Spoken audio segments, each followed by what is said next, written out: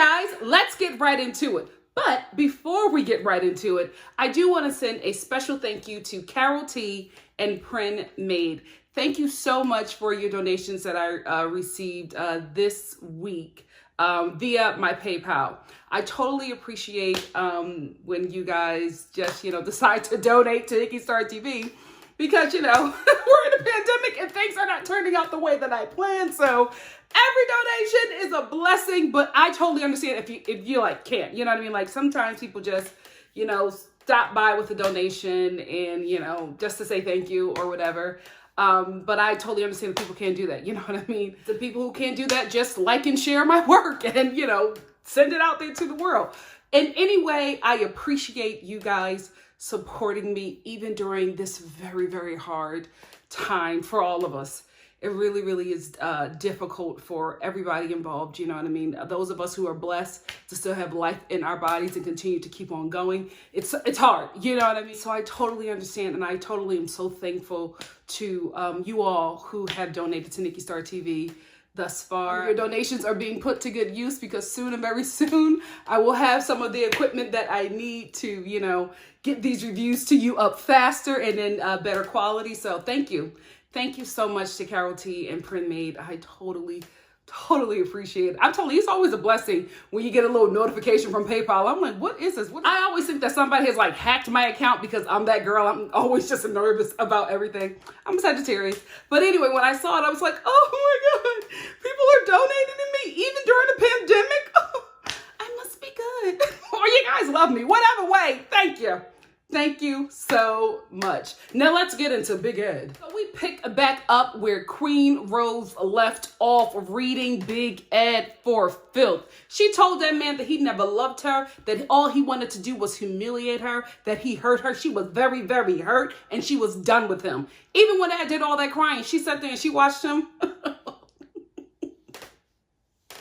There's a meme going around with Rose and this lip and I'm like, girl, I'm so happy for her. I'm so happy that she became the star of this season because this man tried to ruin her.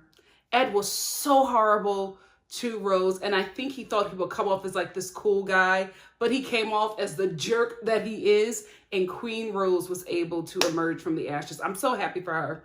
I'm so happy for her. Anyway, after, she reads Ed for filth, he does all this crying and she's still not budging. She's done. You know what I mean? She was so done. She gave him tips on how to treat the next woman. I was like, oh, when you give a dude tips on how he treats the woman that comes after you, you are really done. Got up, she walked to that room, she packed her bags and she said, I'm ready to see my son.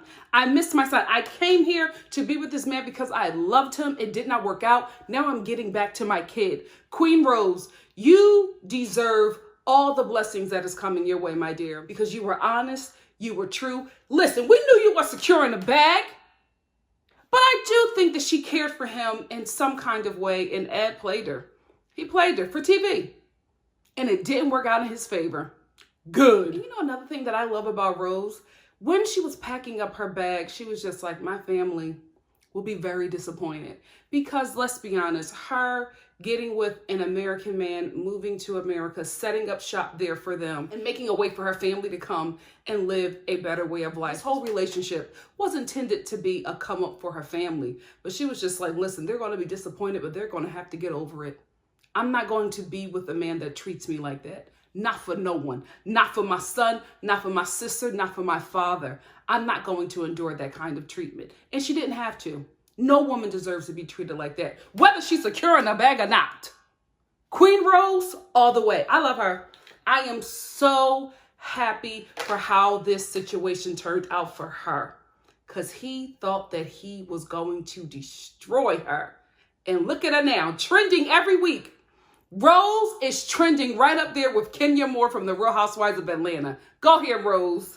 Go ahead, girl. And then Big Ed starts crying and storms off like a child when he realizes that Rose is not coming back, that she's really done. And he's sitting there like, oh, I didn't know that she was really mad at me. You embarrassed her on national TV several times to the point where she had to call it out when she said, I know who you are. And she ran down everything that you did to her on camera. Because you didn't have to do it on camera, but you chose to do it on camera. Not only did you choose to humiliate her on camera, you set the audience up.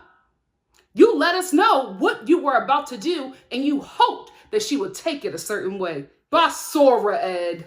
Basura. Speaking of Basura, let's talk about Ash and this adult temper tantrum that he's having. I will say this. I think that Avery was able to handle him so delicately because she's a mother. And I think that when she was speaking to Ash, she was speaking to one of her children. So that's why she was able to come off so level-headed, because she has experience with children. So that's why she was able to deal with Ash, because we picked back up from Ash's temper tantrum that he was having the last episode. He's packing his bags or whatever, and he's leaving out, and then he turns around and he just says, Avery, you need to say something to make me want to stay. Excuse me? You're a grown man. Girl, leave him. Avery, I really hope that you're just doing this for the show, because I cannot fathom why you were still here with this man. You flew all the way here to be with him. You realize that not only is he a gigolo, he's also an idiot, and he told you to his face that he's single. Why are you still here? So I don't know how much time passed with this, adult temper tantrum that he was having, and Avery dealing with, this overgrown man child. I don't know how much time happened, but after he has this meltdown, we cut to him being cool, calm, and collected, and then walking out to the car to go see his son. So I don't know how long this argument, this disagreement that they had, but obviously it was resolved, because now Avery is on her way to meet Ash's son and his ex-wife. Again, I don't know why the girl is still here. I hope it's for a paycheck. But they are heading on the way to go see his son. And while they're in the car, Ash is now the Ash that we first met. Cool, calm, and collected, and charming. Girl, he has too many faces. He has way too many faces, because for him to go from this guy that was flailing mad at you, talking to producers to try to get you to make him stay. Now he's in the car trying to converse with you. He wasn't threatening to abandon you yet again. So Avery is still pretty shocked by everything that has just happened. And Ash is trying to talk to her like none of that happened. And she's just like, I just need a moment, because I got to get myself back into this place. How you got to this place so easily is beyond me. But I'm in this right now. So I just got to come down from that and prepare myself to see your son. He snaps at her again. So the Ash that we saw in their Airbnb is now back. And now he's, going crazy or whatever, and just saying, well, I don't want you to see my son if this is how you're going to be. She hasn't done anything. I don't think that he is physically violent. I just did not feel 100% safe for Avery watching this. You know what I mean? I just feel like Ash has too many faces, and he does not have an in-between. It's just 0 to 100 real quick, and it's very victim. He plays the victim often, and he plays the victim as if he can't breathe. You know what I mean? He's being held down, so he lashes out in a way that to me just seemed unsafe. Again, I'm not saying that he's ever put his hands on a woman. I'm not saying that he would hit Avery. It just, in the car, in the apartment, I was just like, I wouldn't want this for anybody. Especially no woman. So anyway, they arrive to a hotel because they're going to stay there the night before they see his son, because I guess they got to their destination a little late. Avery's just like, cool, let's get different rooms, because again, I'm just not comfortable with you, because he just, went off on her on the car. I get it, right? He goes off on her again. He is such a Jekyll and Hyde, because after they had that disagreement in the car, they get to the hotel and he's fine again. Okay, let's get the room. I'm doing the accent. I'm sorry. And she's like, I want a different room from you, because I just don't feel safe. I don't want to share space with you. I don't want you climbing on top of me.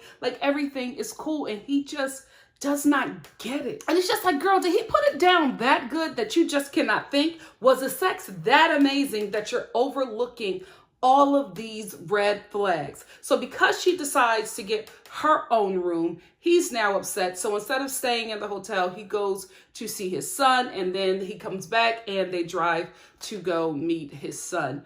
Adorable kid. Adorable kid. Seems like his parents are doing a great job with him. Avery, why are you here? Like, because we meet the ex-wife who is rightfully apprehensive about Avery, right?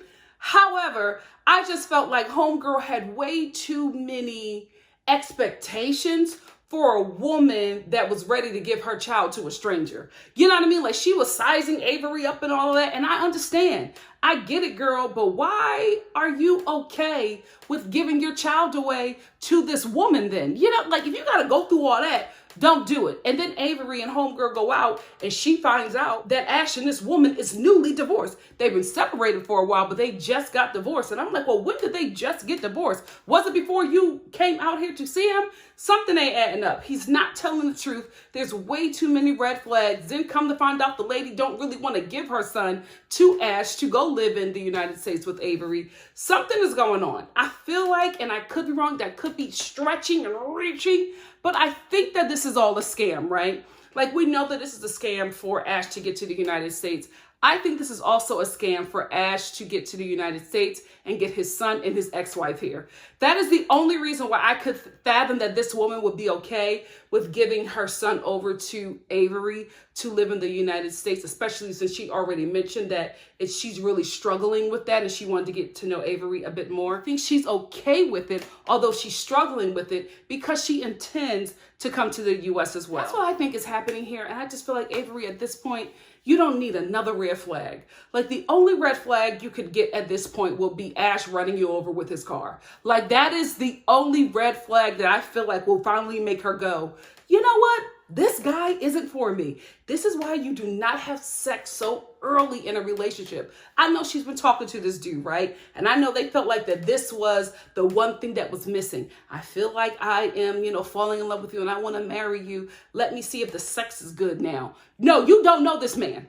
You talked to him online. You have not been around this man. You don't really know him. Before you hopped in that bed with him, you should have sat in on his coaching sessions. You should have went to one of his seminars. You should have sat down with his snobby brother. You should have met his son and his ex-wife. You should have did all of that before you opened up your legs, because I feel like she's confused now. Like, she knows that this dude isn't right for her, but she has, can we just be real? She got him floating around in her bloodstream, so she's confused and lusting over this dude that is not good for her. Ladies, we got to get to know these dudes first. Get to know them first. Then if you feel like you know them, let them in. Let's get into some more basura. Varia and Jeff. So thank God, Varia turns Jeff down.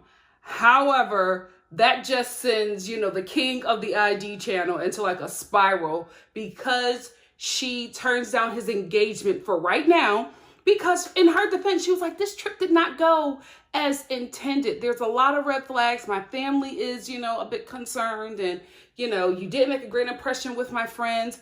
There are just some things that I wanted to go better before I say yes to being your wife. So Jeff, just like his Australian counterpart, Ash, has an adult temper tantrum. You know what I mean? He just is upset. He shuts down because he was rejected by her. He was probably, frustrated that he couldn't body slam her because he was on camera. So he was just going through a lot of emotions. He decides then that because Varia has turned down his proposal, that he's just done with the relationship. He doesn't reflect and think about, what he did to get her to the point where she's just like, I'm not quite sure that we're ready. He doesn't do any of that. His thing is, this is the ups and downs of a relationship. Where?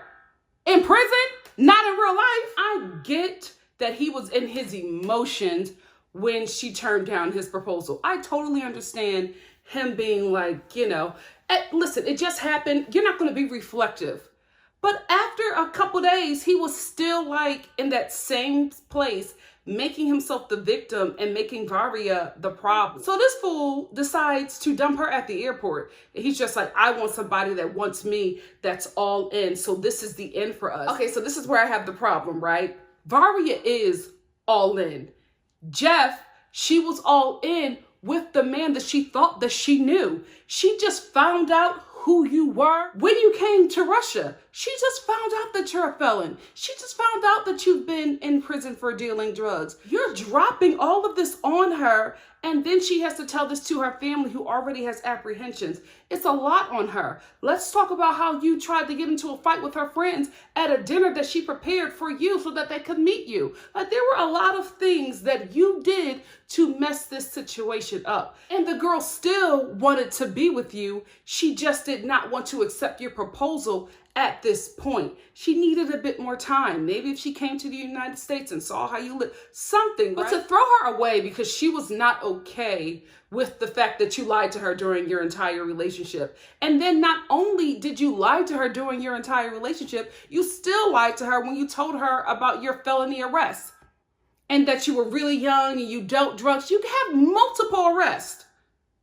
You went away to prison for 3 years because you had multiple felonies. Like, what are you doing? This is not her fault. This is your fault. You got your relationship with Varia here, not Varia. And then to pull this jerk move, to still spend time with her, to still be booed up with her, even in the car ride on the way to the airport, to get your bags, to get out, and then dump her at the airport. How heartless. She was shocked. Obviously, because she probably was intimate with this dude after that. She was still, hanging out with him, and he was probably acting like everything was okay. Then this heartless dude and his diabolical mind was like, well, I'm gonna have sex with her. I'm gonna make her feel like everything is okay. And then when we get to the airport, I'm gonna dump her on camera. Jerk. Absolute jerk, because he didn't have to do it at the airport. He could have did it right there and just been like, you know what? You're not here for me. And I can't be with someone who doesn't want me right now. You could have did that and left, but you waited until you got to the airport because she was so shocked. She was just like, what? And she was sitting out there like, I don't know what to do. Like, she was so caught off guard, and he was so chill. So he planned this. And I just really felt bad because Varia is going in there begging him for another chance. And I'm like, girl, you don't need him. He needs you. I do feel bad, however, because she's not going to be at the reunion, and neither is Jeff. I understand why Jeff is not going to be there because I guess that change.org petition worked because he has not been asked to be at the tell-all. And he actually mentioned on his Instagram that he is going to go live and do his own tell-all and tell his side of the story. Nobody cares. TLC was just like, listen, we don't need that heat, especially not in no pandemic. So don't bring him on. But unfortunately, because they're not bringing on Jeff, we can't bring on Varia. I would have liked to have known Varia's side. I don't care about Jeff's side. I would have liked to have known, how she's been coping with everything. How does she feel now knowing everything that she knows about him? I would have loved to have seen that. But, I guess if there's no Jeff, there can be no Varia. Girl, you're better off. You do not need to be with that manipulative man. Did you see how he was talking to her at the airport? Trying to make her feel bad, like it was her fault. And he's like, no, you did this. I wanted to be with you, but I was like, ooh, he's sick. You lucked out, Varia. Count your blessings and keep it moving. Now let's talk about Basura in a different gender. Stephanie and Erica. Stephanie, the white-eyed Turner. So I knew that she was not going to come out to her parents. 2 reasons. 1, Stephanie is not into Erica. She is not going to waste her coming out on a woman she's not into, period. That's just the God's honest truth. Sorry, Erica, you're a great girl. There's going to be some man or some woman or, non-binary person that is going to love you like you need to be loved. Stephanie is not that person. It's just not going to happen for you with this relationship. The other reason why Stephanie did not come out to her mother is this reason, and I actually agree with her. That made a lot of sense to me, and Stephanie has never made any sense to me. But this reason, I was like, okay, I get it. I totally understand. She was just like, it was impersonal. And I'm coming out to my mother. I want to do it in person. I want her to see me. I want to see her. I don't want to do it through a computer screen. And of course, Erica the Saint understood. She didn't have to because I already talked about it. But she understood because that is just who Erica is. She's a great person. And I just feel bad for her because she deserves to be loved. She deserves to be loved. And Stephanie is just leading her on and just just being a terrible partner to her. I feel bad for her because she truly deserves to be loved how she wants to be loved. So of course, Stephanie and Erica are having a great time. They hung out with Erica's friends again. It went really well. And because everything was going so well with them, something had to go wrong. That's just how it is with them. Like when they are doing really good, when they are having a great day or a great date or a great conversation, you know it's going to go really bad really fast. So the next day they're hanging out in the bed like, you know, a couple of sisters. And Erica reveals to Stephanie that she was in a off and on 10-year relationship with a woman who did not want to come out, who was afraid to come out to her parents. And so Erica was more or less a secret with this woman. Like she was in a relationship, a same-sex relationship with a woman, and the woman kept her a secret. And she just felt like she was kind of being back into that with Stephanie.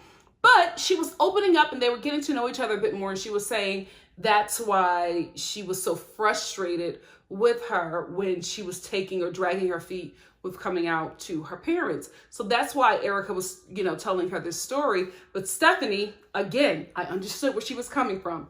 Stephanie was just like, I've been with you for this long and I'm just now finding that out. However, in Erica's defense, she said, well, we never got to that point where I felt like I can tell you that. Now I do because I feel safe with you. Before I did not feel safe with you. So I understand the both of them. But of course, Stephanie, is she the only child? Or is she the baby of the family? Because her reaction, I get being frustrated. But the way she jumped up out of the bed, start throwing plates, you know what I mean? Kicking Erica out. Like it was, Stephanie, I don't believe this relationship, right? But I just cannot believe that if this is a scam, you agreed to be this horrible person. You agreed to be this horrible person in your storyline. Or maybe you didn't think you would come off this way. See, that's the thing. You give your life over to these editors, to these producers, and they could craft whatever they want. So you probably gave them more. And this was the road they chose for you because you look terrible. You look terrible. The way you treated Erica in that room was just so heartless, so unnecessary. I understand being shocked by that information. Your reaction was over the top and did not make any sense. So she kicks out poor Erica, but this is the thing. I love me some Erica because she was just like, okay, you can kick me out. You can dump me and say you don't want to see me. I don't want nothing that you gave me. So Erica sat there, little Lisa Frank Erica, sat there on the floor pulling out every gift that Stephanie gave her and put it on the bed, then packed her stuff and walked out in like her pink Snoopy shorts. She is so, like she is like forever 15 to me.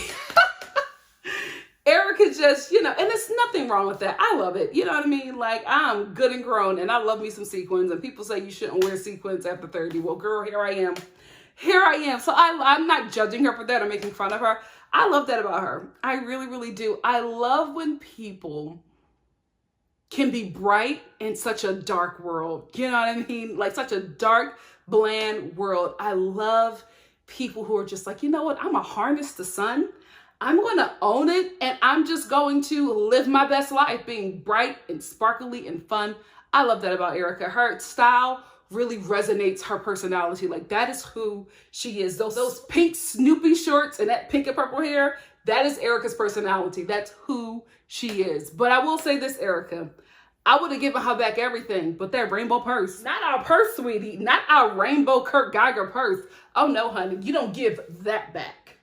Why are you playing with my heart when you can't even figure out your own heart? Wow.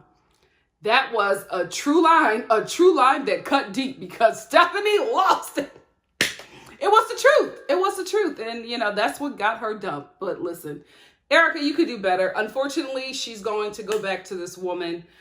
We saw it in the preview. And I'm just like, ugh, Erica, why? You and Avery, I'm really hoping you're just doing this for the show. I really am, because it's uncomfortable to watch at this point. And wait a minute, is this the third relationship this episode that has just like crashed and burned?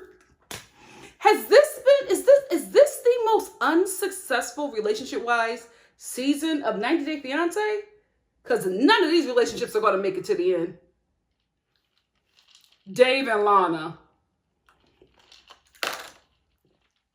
So y'all know the only reason why I'm talking about this fool is because Lana has somehow surfaced. I think he let her know, girl, I will pay you whatever you want, but you need to show up on this show or they're going to cut me from the seats. Anyway, Dave is now back in the Ukraine for, I don't know, the 20th time. Like he has been to the Ukraine several times and Lana has never showed up. Like his friend told him that he was being scammed. He got a private investigator who told him that he was being scammed. And he just didn't want to hear it. He knew that this woman was real and that he was going to eventually end up seeing her. So he's back here in the Ukraine again to, you know, hopefully meet with Lana. And I was just watching this like, sir, you have wasted thousands of dollars, right? You know, on this woman for years. You could have just been scammed locally. Like, you know what? I'm thinking that this might be his kink. You know what I mean? Some people, you know, like to get their balls smashed. You know, I'm not saying people are weird, right? I'm just saying that there are certain people who get off on doing stuff that a lot of us don't do. You know what I mean? Like getting, you know, their balls smashed or getting spit on.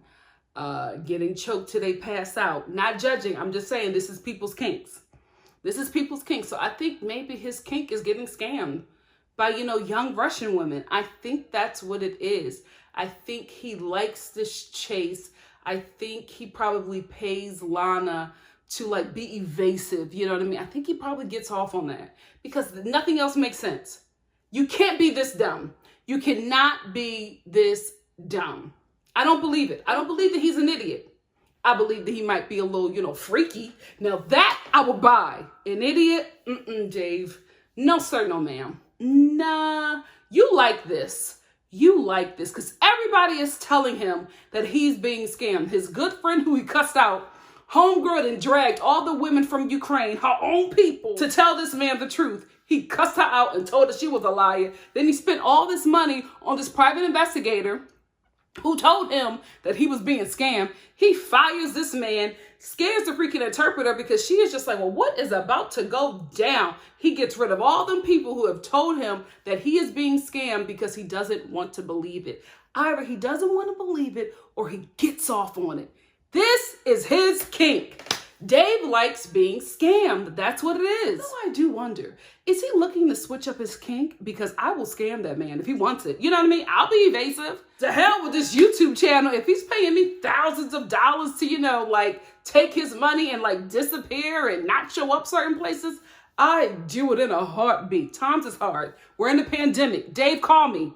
Do you want me to scam you? I'll do it, and I'll do it well. You won't even think about Lana after I'm done scamming you. So the episode ends with Dave finally meeting Lana, and we're going to get more of her in the next episode. I'm glad, for his sake, that Lana showed up, because it wasn't looking good for him. It was not looking good for him. Miss Yolanda Williams better show up next episode. You better give us something, because Dave is now ahead of you. Because the fans was disliking you both equally. Now it's just you, Miss Yolanda. Williams better show up. He has to. He has to, or you're getting dragged at the tell-all. It is what it is. That's all I wanted to talk about in this episode. What did you guys think of this episode? Let's talk about it in the comment section below. And if you like what you see here, please like, comment, subscribe, and share. And I will see you sometime next week for the following episode of 90 Day Fiancé before the 90 days. Love you guys. Listen, I live in LA. I'm locked down until August. So keep me in your prayers. August, guys. August. See you next week.